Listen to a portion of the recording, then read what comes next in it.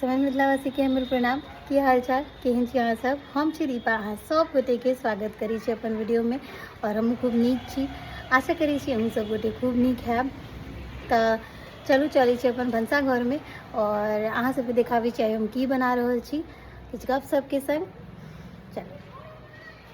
टमाटर घर में खत्म छल, हिनका कहलहुँ लेने आओ तो बड़ी सुंदर छोट छोट टमाटर आनला और कहला बहुत रास टमाटर आनि देना, खटमिट्ठी सेहो बना लेब। कनिके रहे हमरा तेतर फ्रिज में राखल तो ओकरा पानि में फूलऽ धऽ देलियै। टमाटर के बस 4 फाँक काटि लेलहुँ किएक तऽ बड़ छोट छलै। और खजूर सेहो जे छै से हम फटाकसँ जियो मार्टसँ मंगा लेलहुँ जे आइ खटमिट्ठी बना देबै। तऽ हमरा लगमे सरिसो तेल नहि छलै एखन, तऽ हम की केलियै कनिके जे छै से फॉर्च्यूनवला तेल दऽ देलियै। हमसब पेरायल तेल खाइ छियै तऽ ओ जे छै से राजनगरसँ आनै छथिन, तऽ ओहि दुआरे मम्मी पप्पा लग पेरा कऽ राखै छथिन तऽ ई ओतयसँ आनि लै छथिन सरिसोके तेल।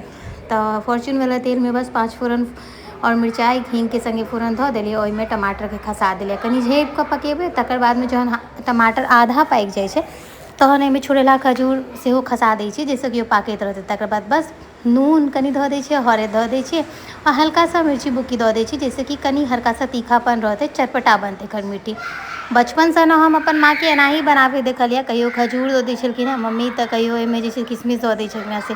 तकर बाद जे छै से ई जे देखलियै कूट मसाला देलियै से जीर और मिरचाइके कूट मसाला छलै। हम ने आलू पूरी बनाबै छलहुँ हेँ तऽ ओहि लेल हम अक्सर जीर मिरचाइके भूजि कऽ मसाला दै छियै आलू पूरीमे, तऽ वएह मसाला छलै तऽ हम ओ दऽ देलियै। किएक तऽ ओ मसालासँ भी टेस्ट बहुत इन्हांस करै छै खटमिट्ठीके, तऽ बहुत नीक लागैत रहै छै। बहुत लोक तऽ 5 फोरनके भी जे छै से भूजि कऽ ओकरा पीस कऽ दै छथिन, सबके अपन अपन तरीका होइ छै। तऽ हम ओ ऑप्शनल छै जे हम कूट डाललहुँ हेँ बादमे से जीर मिरचाइवला, बस एतबे बेसिक मसालासँ खटमिट्ठी बनिकऽ तैयार होइ छै।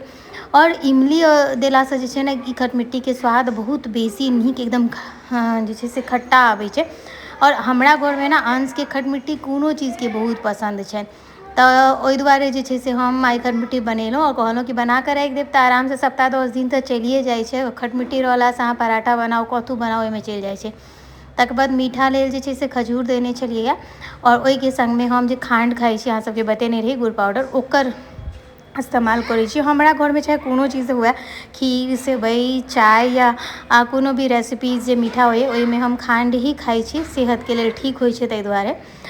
तऽ जे छै से कनि दिन पहिले जाँच करेने रही तऽ डायबिटीज़ भी बॉर्डर पर रहै, तऽ कनि जे छै से स्वादके साथ साथ सेहतके भी ध्यानमे रखैत इएह खेनाइ बेहतर रहै छै।